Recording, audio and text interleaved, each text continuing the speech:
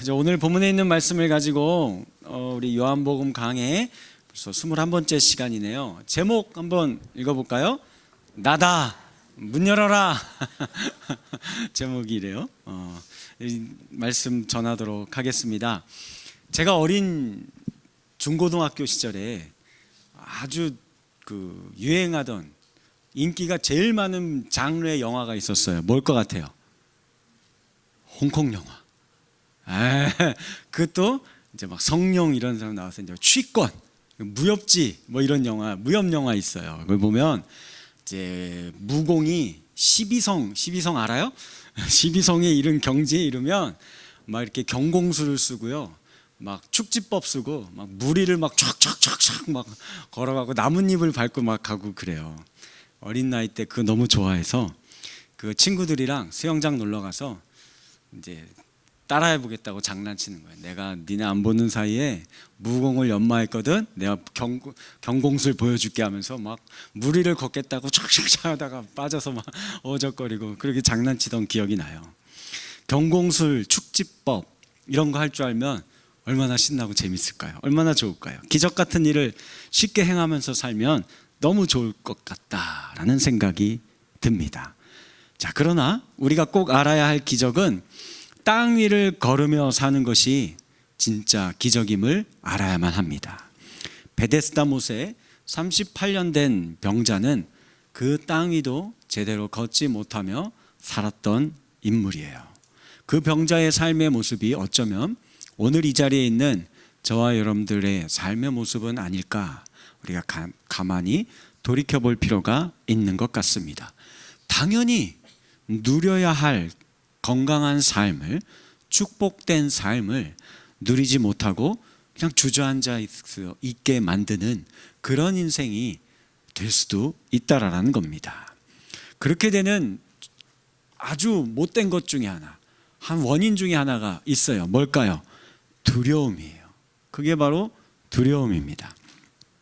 자, 오늘 본문의 말씀을 설명드리면 갈릴리 바다에 이렇게 네모나게 동그랗게 있습니다. 타원형으로. 이쪽이 오병이어 상식을 일으켰던 디베랴 항구가 있는 곳이에요. 이곳에서 제자들만 배를 타고, 예수님은 없어요. 건너편에 가버나움 지역으로 배를 타고 가고 있는 중입니다. 약 폭이 12km 정도 되고 지금 현재 10리 이상을 왔으니 거의 중간쯤 한 4, 5km까지 온 거예요. 중간쯤 이르렀을 때 갑자기 이제 날이 어두워지고 바람이 세지고 풍랑이 일어나게 되었습니다. 그리고 그 예수님이 그들 두려워하죠. 그 두려움 가운데 있는 제자들에게 찾아오셔서 그들을 안심시키고 원래 가고자 했었던 가버나움 항구 목적지로 도착하게 만들어준 내용이에요. 이게 우리가 오늘 읽은 말씀입니다. 제가 지난 시간에 오병이어의 상식을 통해 우리는 빵 혹은 생명을 상징하죠. 우리 인생에 어떻게 이렇게 빵을 얻으면서 살 수 있을까? 어떻게 먹고 살까? 어떻게 생명력이 충만한 인생을 살 수 있을까? 늘 그 방법을 고민해요. 그래서 최고의 방법은 뭘까? 늘 그것을 찾으려고 발버둥 치지만 지난 시간에 우리가 살펴본 말씀은 방법이 아니라 장소가 중요하다. 그죠? 어디에서 찾느냐? 예수님에게서 찾아야 한다. 왜냐하면 예수님은 그 모든 방법들을 이미 갖고 계시는 분이기 때문이라고 말씀드렸습니다. 그런데 제자들과 이 오병이어의 현장에 모여있던 수만 명이 넘는 이 백성들은 여전히 그 사실을 모르고 있어요. 그 기적과 같은 일을 체험하고도 그걸 몰라요. 그래서 그들은 예수님이 빵을 다 먹여줬잖아요. 무리를 걸으시잖아요. 그리고 전에 병자들도 막 고쳐주시는 이 예수님이에요. 그러니 사람들이 전부 요 예수를 억지로 붙들어서 이런 사람이 우리의 임금이 되면, 그죠? 우리의 지도자가 되면 굶지 않고 살고 아프지 않고 살고 우리 필요한 거 다 체험받고 살 수 있겠구나. 야, 요거 땡 잡았다. 이거 로또나 다름없잖아요.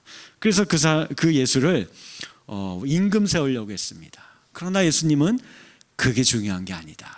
너희는 헛된 거를 나를 통해서 찾으려고 한다라고 생각하시며 그들을 떠나셨어요. 15절 말씀 읽어볼까요? 시작. 그러므로 예수께서 그들이 임금으로 삼으려는 줄 아시고 다시 혼자 산으로 떠나가시니라. 자, 이런 상황을 오늘 본문의 말씀에서 요한이 다시 한번 요 갈릴리 바다에서 벌어진 한 사건을 통해서 우리에게 교훈하고 가르쳐 주려고 하는 내용이 있습니다. 요걸 제가 여러분들이 마치 주일학교 학생이다 생각하고 제가 이렇게 PPT로 한번 만들어 봤어요. 제가 이제 설명을 드릴게요. 잘 들어보세요. 제자들이 배를 타고 가요. 배는 뭐예요? 우리 인생입니다. 그리고 우리 인생 어디에서 살아가요? 세상, 바다죠. 세상은 바다와 같이 한 치 앞도 알 수 없어요. 바닷속은 그런 곳이잖아요. 그 바닷속에 어두워요. 뭐가 있는지 잘 몰라요. 여러분들 당장 내일 모레 1년 뒤에 여러분들의 삶에 무슨 일이 벌어질지 알고 계시는 분 계세요? 없어요. 잘 몰라요. 그러니까 세상이 늘 두려워요. 근데 이 바다에는 지금 이 배에 예수님이 없는 거예요. 이 이 세상에서 살아가는 인생이 예수님 없이 살아가니까 오늘 성경 말씀 뭐라고 이야기하냐면 날이 저물어가고 있고 그래서 어두워지고 있고 우리 인생의 바람과 파도가 풍랑이 일게 되었다.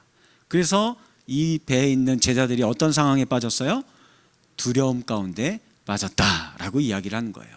그런 제자들에게 누가 찾아왔을까요? 예수님이 찾아오신 거예요. 우리 인생의 배에 승선하셨습니다.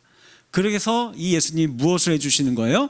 원래 가고자 했었던 가버나움 항구, 땅, 약속된 땅, 하나님 나라라고도 생각할 수 있어요. 그것으로 우리를 안전하게 인도해 주시는 거예요. 쉽죠? 저렇게 보니까. 네. 자, 그러니까 이게 마찬가지. 우리 인생도 똑같아요. 언제 풍랑이 일어날지 모르는 어두운 바다가 오늘 저와 여러분들이 살아가는 세상입니다. 인생의 배를 노저어갈 때 우리는 두려움 가운데 빠질 수가 있어요. 이런 두려움 가운데 인생의 노를 저어가며 살아가는 저와 여러분들에게 왜 예수님이 필요한 걸까요? 그걸 우리가 함께 생각해 보자라는 것입니다. 자, 우선 먼저 질문 하나 드릴게요. 잘 손 드셔야 됩니다. 우리가 두려워해야 합니까? 두려워하지 말면서 살아야 합니까? 다시 질문해 볼게요. 자, 두려워하는 사람이 믿음이 좋은 사람입니까? 아니면 두려움이 없는 사람이 믿음이 좋은 사람입니까? 자, 조금씩 갈리는 것 같아요. 자, 1번. 두려워하면서 신앙생활하는 게 믿음이 좋다. 1번 손 들어보세요. 1번. 한 분, 두 분. 성가대 쪽이 많아요. 여기도 많고. 성가대는 다 두려움 사람들 말이에요. 자, 2번. 자, 두려움 없이 신앙생활하는 게 믿음이 좋다. 손 들어보세요. 하나, 둘, 셋, 넷, 이렇게도. 자, 3번. 귀찮은데 손 들게 하지 말아라. 대부분 한 절반은 3번이신 거. 네. 자, 우리는 흔히 두려움은 믿음이 없는 사람들이나 갖는 감정이다 라고 많이들 생각을 해요. 근데 하지만 꼭 그렇지는 않습니다. 성경 말씀을 보면 두려워하라라는 말씀 있을까요? 없을까요? 꽤 많아요. 일단 첫 번째, 누굴 두려워해야 돼요? 하나님. 하나님을 경외하라. 굉장히 많이 나오는 표현이죠. 이 경외가 영어 성경으로는 fear예요. 하나님을 두려워해야 한다는 겁니다. 또 그뿐 아니라 사람도 두려워해야 할까요? 안 해야 할까요? 두려워해야 돼요. 로마서 13장 7절에 두려워할 자를 두려워하며 존경할 자를 존경하라 라고 바울이 가르쳐주고 있어요. 무슨 말일까요? 당시 시대로 치면 왕이나 오늘날로 치면 대통령이나 지도자들, 재판장이나 선생님, 스승들, 아니면 우리 집에 아버지, 어머니들, 그죠? 이 사람들을 두려워하지 않고 막 함부로 하고 무시하고 그러면 어떻게 될까요? 세상이 뒤죽박죽됩니다. 모든 질서가 다 무너져요. 그러면 목사님 그럼 높은 사람들만 두려워해야 되는 겁니까? 아니죠. 낮은 사람도 함부로 대하면 안 되죠. 모든 사람들을 두려워하여서 서로 존중하는 삶을 살아야 할 것입니다. 자연도 두려워해야죠. 바람 지금처럼 장마가 막 엄청나게 막 비바람이 치는데 이건 막 밖에 나가서 막 뛰돌고 다니다가 큰일 날 수가 있는 거예요. 태풍이 부는데 배를 모는 거 이거는 용기가 아니고 만용이에요. 예전에 이런 일이 있었어요. 한 큰 교회에서 해외 선교를 가는데 이제 비행기를 타고 가야 되잖아요. 근데 그날 이제 태풍이 대한민국에 온 거예요. 서해안 인천 쪽에 막 와가지고 모든 비행기가 다 결착됐어요. 다 못 떠요. 그런데 이제 막 그걸 보고 이거 지금 마귀가 지금 우리를 못 가게 막는다. 그래가지고 막 그 공항에서 막 쥐약 그래서 막 항공사에 가고 막 따지고 빨리 비행기 띄우라고 막 이러면 돼야 안 돼요. 이건 용기 있는 게 아니에요. 당연히 그러면 안 되는 거죠. 아니면 우리 전염병이 한동안 창궐했었잖아요. 두려워하지 않고 방역도 그런 거 안 해요. 그냥 마스크도 안 쓰고 그냥 무조건 모여서 예배 다 드려야 된다고 하면서 그게 경건한 거고 그게 믿음 좋은 거다. 그렇게 여기 계신 분들 그렇게 생각하는 분들 없죠? 네, 그러면 안 되는 거예요. 그건 다른 문제입니다. 이건 용기 있는 행동이 아니에요. 심지어 신앙생활도 마찬가지입니다. 두려워하는 자세로 해야 한다라고 우리에게 말씀해 주고 있어요. 빌립보서 2장 12절 말씀 시작. 항상 복종하여 두렵고 떨림으로 너희 구원을 이루라 말씀하고 계세요. 베드로전서 1장 17절에는 너희가 나그네로 있을 때를 두려움으로 지내라 라고 우리에게 가르쳐주고 계십니다. 두려움, 요 감정은 물론 부정적인 감정인 것은 맞지만 인간이 이 세상을 살아갈 때에 이 두려움도 알아야 해요. 이것도 필요가 하다라는 겁니다. 왜냐하면 우리가 한계를 갖고 있는 연약한 인간이기 때문에 그렇습니다. 그러니 하나님을 두려워할 줄 알아야 하고요, 사람도 두려워할 줄 알아야 하고 자연의 힘도 두려워할 줄 알고, 무엇보다도 우리는 신앙인이기 때문에 죄에 떨어질까, 그렇죠? 오늘도 내가 또 이 죄의 유혹에 굴복할까 늘 두려워하는 마음으로 살아가야 할 것이 저와 여러분들의 인생이에요. 그러면 근데 오늘 본문에서는 예수님 두려워하지 말라고 하셨는데요, 이건 무슨 말일까요? 20절에 내니 두려워하지 말라 말씀하셨고, 이거 아니어도 뭐 성경에 너무 많은 부분에서 두려워하지 말라라는 말씀들이 나와요. 이게 무슨 의미일까요?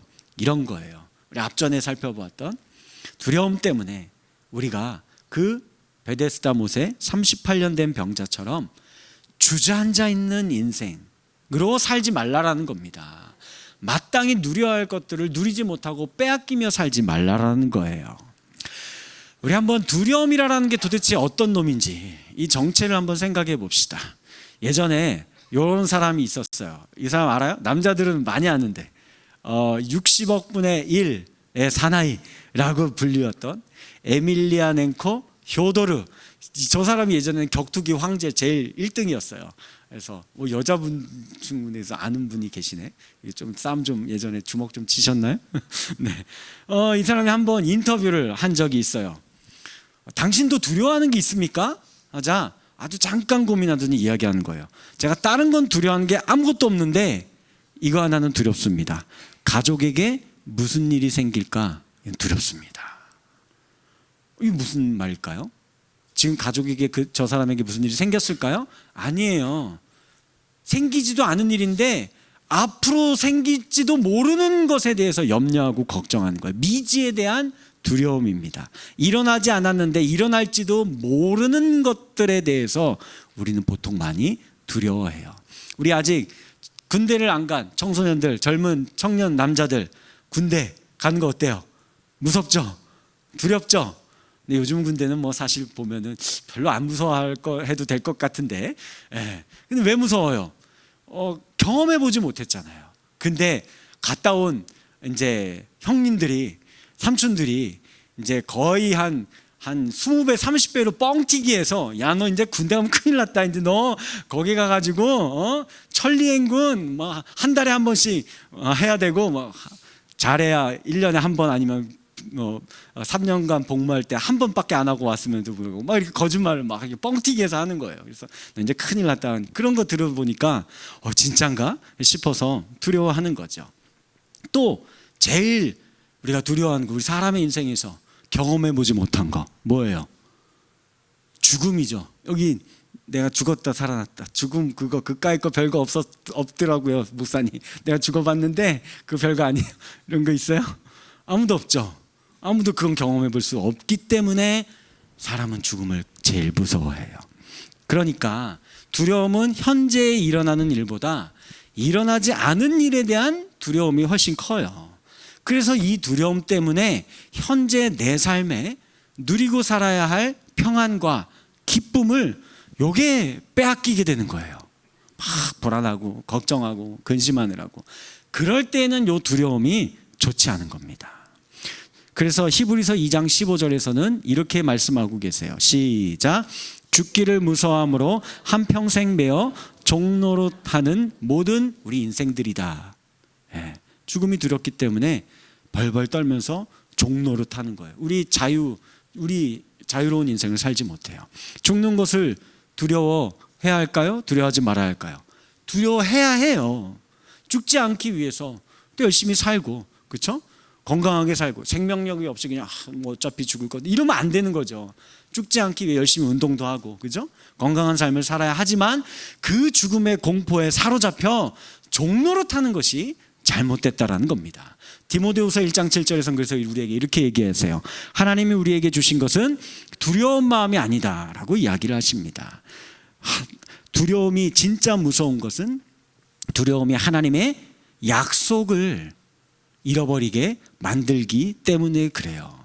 그리고 믿음의 백성들을 낙심하게 만들어요. 하나님이 우리에게 주신, 내가 이렇게 틀림없이 너하고 이렇게 해줄게 했던 그 약속의 축복들을 망각하고 못 보고 못 듣고 놓치고 살게 만드는 거, 이게 문제라는 거예요. 예를 들면 이런 거죠. 이스라엘 백성들이 애굽에서 출애굽했어요. 그리고 약 1년간 이렇게 열심히 광야를 지나다가 드디어 가나안 땅 입성을 앞두고 가데스 바네아라는 곳에 도착했습니다. 누구를 보냈을까요?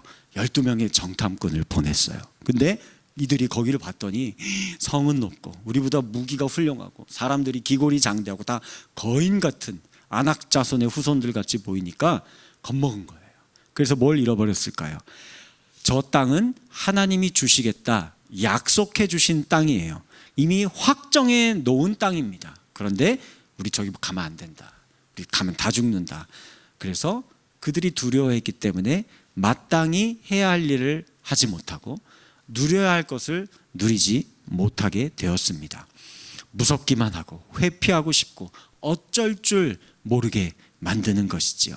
심리적으로 그래서 이 두려움으로 인해 위축되면 우리가 보아야 할 것을 못 보고 들어야 할 것을 못 들어요. 전체적인 그림을 못 보고 늘 눈앞의 것만 근시안적으로 이것에만 몰입하면서, 그러면 이제 이게 뭐까지 생기는 거예요. 이래서 이제 정신질환이 생기는 거예요. 여러 가지 각종 정신질환과 우울증과 이런 게 당장 눈앞의 것만, 그게 생기지도 않을 일을 상상의 끝까지 이제 가지고 내려가는 겁니다. 저 밑바닥까지 가지고 내려가게 되는 거예요. 의심이 많아져서 객관적인 판단을 하지 못하고 자기에게 우리 팔랑귀라고 하죠. 좋게 말해주는 사람만 옆에 두는 거예요. 막 걱정이 많으니까 야, 잘 될 거야. 뭐 좋아, 뭐 이야기를 하는데, 그런데 그 속에는 시커먼 속내가 있죠. 내가 요 지금 딱 보니까 무서워하고 이러고 있는 게 내가 이거 이렇게 해서 내가 사기 쳐먹어야겠다. 이런 생각을 하는 사람들만 자꾸 주변에 생기게 되는 거예요. 사회적으로도 마찬가지입니다.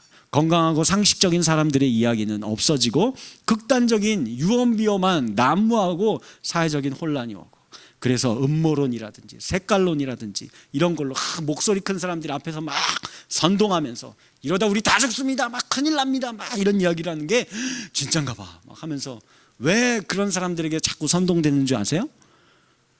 현대인들이 다 두려움에 사로잡혀 있기 때문에 그래요. 그래서 이걸 제대로 판단을 하지 못하는 겁니다. 두려움에 사로잡힌 사람은 그래서 내가 두려우니까 권력을 잡으려고 해요. 권력을 잡아서 두려움에서 벗어나 보려고 하는 겁니다. 그러니 이런 사람들이 권력을 잃으면 자기 인생 끝장나는 줄 아는 거예요. 그렇게 하다가 그 권력을 함부로 휘둘러서 주변에 더 많은 사람들을 두렵게 만드는 것을 볼 수 있습니다. 불안한 마음 때문에 정신적인 질병에 걸리고 술을 마시고 알코올 중독이 되고 점을 보러 가게 되고 우상 숭배하는 이런 일들이 벌어지게 된다라는 거예요. 정당한 두려움을 가지는 것과 두려움의 영에 사로잡히는 것, 이거를 우리가 분별할 수 있는 지혜가 필요하다는 겁니다. 예를 들어 볼게요. 군인을 통해서 제가 예를 들어 보겠습니다. 군인이 전쟁하는 거, 전투를 치러야 하는 것을 두려워해야 할까요? 두려워하지 말아야 할까요? 두려워해야 돼요. 두려워해야 뭐를 할까요? 열심히 훈련에 임하죠.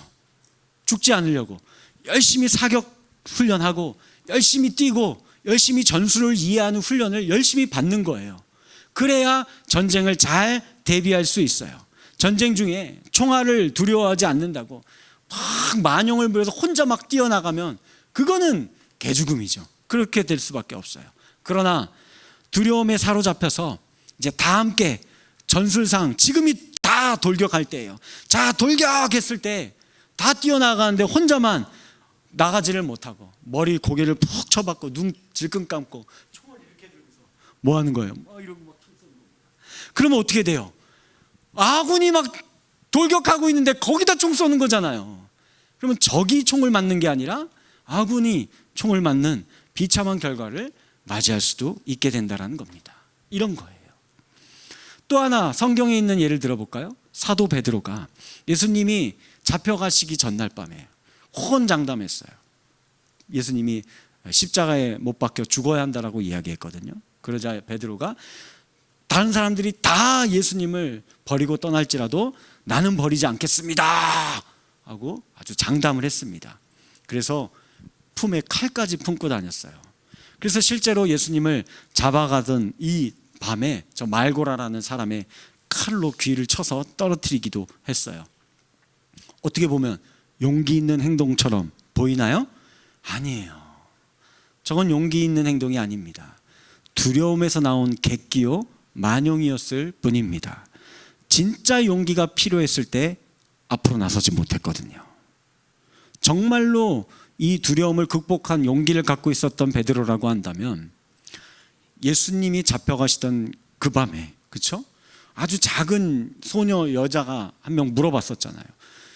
저 사람도 예수하고 같이 있었던 사람이다 했을 때 베드로는 무슨 말이냐, 나는 그 사람 한 번도 본 적도 들어보지도 못했다 하면서 예수님을 부인하고 도망했었던 것을 볼 수 있습니다.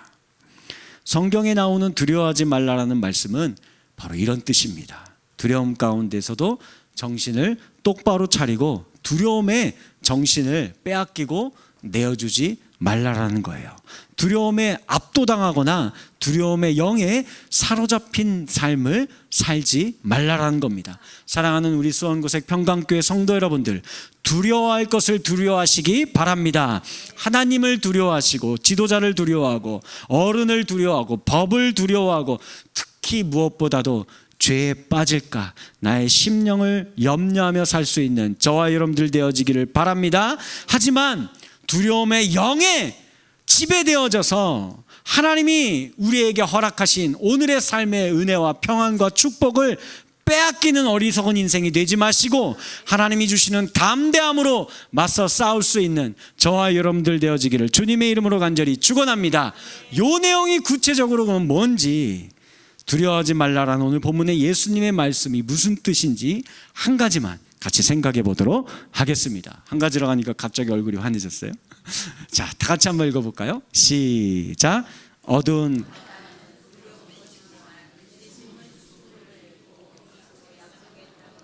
네, 아까 제가 설명드렸던 거 보시면 바다, 어두운 바다는 세상을 상징하죠. 두려운 곳이에요. 그러나 이 우리 인생의 배에 예수님이 찾아오시는 거예요. 이분은 어떤 분입니까? 우리 모든 인생이 제일 두려워하는 그 두려움의 근원되는 죽음을 이기시고 우리를 약속의 땅 하나님 나라로 인도해 주시는 분입니다. 세상의 물결은 너무 거세어서 우리가 헤쳐나갈 수 없을 것만 같을 때가 너무 많은 것 같아요. 세상이 내가 계획한 대로 안 돼요. 내 통제를 늘 벗어나는 것 같습니다. 우리가 그래서 내가 이 삶의 문제가 오늘 닥쳤는데 내가 할 수 있는 게 없는 것 같아요. 내 능력 밖에 일들이 자꾸만 벌어져요. 나를 둘러싸고 있는 사람들이 나를 도와줄 것 같았는데 내가 어려울 때, 힘들 때 돌아보면 아무도 없어요. 다 떠나가고 있어요. 그나마 한두 명 정말 나를 사랑하고 위로해 주는 사람이 있는 것 같은데, 근데 그 사람은 날 도와줄 힘이 없어 보여요. 힘이 있는 사람들은 나를 돕기는커녕 조롱하고 무시하기 일수 있지요. 한밤중과 같이 아무것도 보이지 않습니다. 어디로 가야 할지, 내가 원래 계획했던 목적, 인생의 목적지 항구가 보이지 않는 거예요. 그래서 내가 계속 뱅뱅 내 인생 제자리 걸음하는 것 같고, 내가 출구도 보이지 않고 잘못 가고 있는 것 같은 두려움이 늘 나에게 엄습해 오는 겁니다. 그러면서 점점 어떻게 되는 겁니까? 몸은 늙고 병들어 가는 거예요. 죽음이 점점 나에게 다가오고 있는 것 같습니다. 자, 제자들이 이렇게 두려움에 떨고 있을 때 저 멀리서 예수님이 나타나셨어요. 바다 위를 걸어오신 거예요. 이런 생각을 한번 해봤어요. 뭐 예수님 굳이 이런 퍼포먼스를 하실까? 쇼 같잖아요. 아니 그냥 처음부터 배 타고 같이 가셨으면 됐지. 그러다가 막 풍랑이 일었을 때 딱 이렇게 멈추게 하시고 잘 가게 해주시고 이러면 되지. 굳이 바다 위를 걸어오는 이런 퍼포먼스를, 쇼 같은 걸 하신 걸까? 중요합니다. 하셔야 했어요. 바다 위를 걸으며 다닐 수 있는 존재는 누구만 있을까요? 성경은 그가 곧 바다를 지은 창조주만 그 바다를 굴복시키며 그 위를 걸을 수 있다 말합니다. 욥기서 9장 8절 시작. 그가 홀로 하늘을 펴시며 바다 물결을 밟으신다라고 이야기를 해요. 세상은, 우리가 믿는 하나님은 세상을 어떻게 하신 분이에요? 창조하신 분이에요. 세상은 피조물에 불과합니다. 세상이 아무리 우리를 에워싸고 풍랑을 일으키고 우리를 두렵게 할지라도 하나님이 주인이시기 때문에 걱정하지 않으셔도 됩니다. 우리 인생의 배에 승선하신 예수님은 말씀으로 세상을 창조하신 창조주이시기 때문입니다. 죽음이 아무리 우리를 위협하며 두렵게 만들어 벌벌 떨며 종노릇하게 만든다 할지라도 두려워 떨지 마시기 바랍니다. 죽음의 종노릇하는 우리 인생들을 구원하시기 위해 사망 권세를 이기시고 부활하신 분이 우리 예수님이시고, 그 예수님을 우리 인생의 배에 언제나 함께 하시겠다 약속하시기 때문입니다. 고린도전서 15장 55절 사망아 너의 승리가 어디 있느냐, 사망아 내가 쏘는 것이 어디 있느냐. 57절 같이 읽을까요? 시작. 우리 주 예수 그리스도로 말미암아 우리에게 승리를 주시는 하나님께 감사하노니 아멘. 그래서 예수님께서 두려움 가운데 이 떨고 있는 제자들의 배에 승선하신 거예요. 그리고 말씀하십니다. 뭐라고 할까요? 내니 두려워하지 말라. 내니 두려워하지 말라. 저 말은 이런 의미예요. 예를 들면 이제 저녁에 집에 이제쯤 돼서 누군가가 초인종을 딱 띵동 눌렀습니다. 그래서 이제 안에서 이제 아내나 혹은 뭐 아이들이 누구세요 묻습니다. 그때 이 문 밖에 초인종을 통해서 굵은 남자의 목소리로 나다라고 얘기하는 거예요. 아빠야 하고 얘기를 하는 겁니다. 그러면 어떻게 되죠? 사랑하는 아내와 아들, 딸들과 고양이까지 쪼르르 문 앞에 와서 기쁘게 반겨줘요. 고양이는 와서 반겨줍니다. 저는 고양이는 와서 반겨주는데, 네 이렇게 네. 반겨주세요, 여러분들. 네, 네. 그렇게 나다라고 말할 수 있는 게 누구밖에 없어요? 그 집에 가장밖에 없죠. 아빠밖에 없습니다. 그 집을 건사하고 책임지고 그 집을 세우기 위해 비바람 풍파를 다 이 몸으로 막아내고 지금도 수고하고 애쓰고 있는 게 집안의 가장이기 때문에 그렇습니다. 그 집의 책임과 권리를 그 아빠가 갖고 있기 때문에 그렇죠. 그런데 또 어느 날 저녁에 띵동 누가 누르더니 옆집 아저씨가 누른 거예요. 그리고 누구세요 했더니 나다. 좀 정신 나가신 분이죠. 나가 누군데요? 이렇게 되는 거죠. 아니면 우리 가장 많이 또 띵동 누르시는 분들이 누구예요? 택배 기사님들이 띵동 누르세요. 누구세요? 했더니 택배 기사님들이 나다 하면 이것도 또 그분이 뭔가 좀 이상한 분이에요. 그렇게 할 수 없어요. 왜요? 그 집에 책임과 권리가 이웃집 남자에게 없습니다. 택배 기사에게 없습니다. 오직 부모만이 있기 때문에 그렇게 말할 수 있는 거예요. 예수님이 풍랑이 있는 어두운 바다 한가운데에서 두려움에 떨고 있는 저와 여러분들에게 말씀하는 거예요. 나다! 문 열어라! 세상이 우리 주님의 것이고 너도 내 것이고 죽음도 내가 이겼기 때문이다. 그래서 예수님 그렇게 감히 말할 수 있었던 거예요. 예수님 외에는 아무도 우리 인생에게 이렇게 얘기할 수 있는 자 없습니다. 그 예수님을 두려워하지 마세요. 예수님을 내 인생의 목자로, 내 인생의 항해사로, 내 인생의 주인으로 모셔드리기 바라겠습니다. 사실 성경을 자세히 보시면요, 이 제자들이 두려워하고 있는 게 풍랑보다도 그 무리를 걸어오신 예수님 보고 두려워했어요. 19절 말씀에 예수께서 바다 위로 걸어 배에 가까이 오심을 보고 두려워했다라고 말씀합니다. 왜 그럴까요? 아까 얘기했잖아요. 두려움이 어떤 거예요? 미지의 것에 대한, 본 적이 없잖아요. 누가 무리를 이렇게 걸어옵니까? 우리의 상식을 벗어난 존재예요. 그러니 두려워할 수밖에 없습니다. 아니, 원래는 당연히 두려워해야 돼요. 왜 그럴까요? 예수님은 최후의 그날에 우리 사람의 모든 인생을 심판하실 심판주로 오시기 때문에 그렇습니다. 그러나 오늘 저와 여러분들에게 나다, 제어가 두려워하지 마라, 내 인생의 문을 노크하시며 말씀하시는 분은 여러분들, 이게 축복이에요. 심판주로 우리에게 다가오시는 분이 아닙니다. 무서운 형벌을 내리기 위해 오시는 분이 아닙니다. 우리를 위해 죽기까지 사랑해 주시는 아빠 하나님의 모습으로 오늘 우리에게 찾아오시는 거예요. 로마서 8장 15절 시작.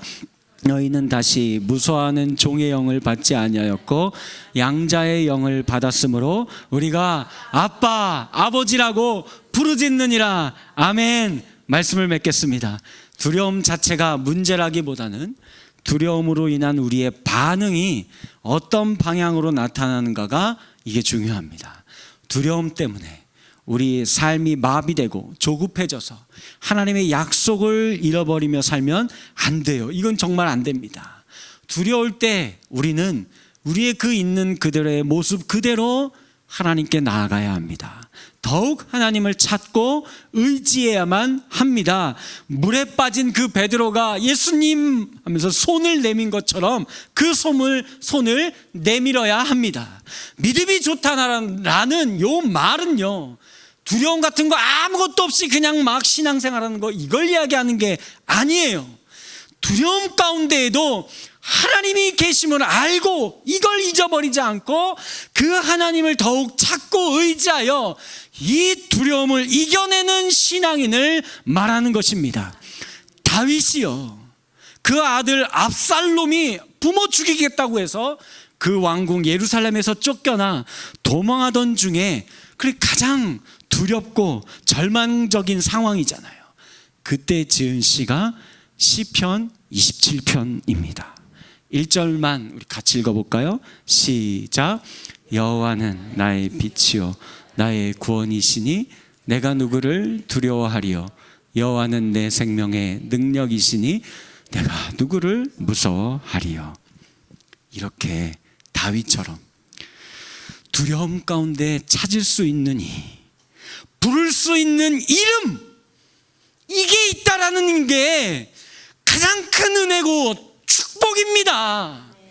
그것도 그냥 아무 이름이 아니라 나를 위해서는 무엇이든지 해줄 수 있는 능력을 갖고 계시는 그 이름, 나를 위해서는 자기 생명도 아낌없이 내어주실 정도로 우리를 사랑하는 그 이름, 예수, 그가 여러분들이 갖고 계신 이름입니다.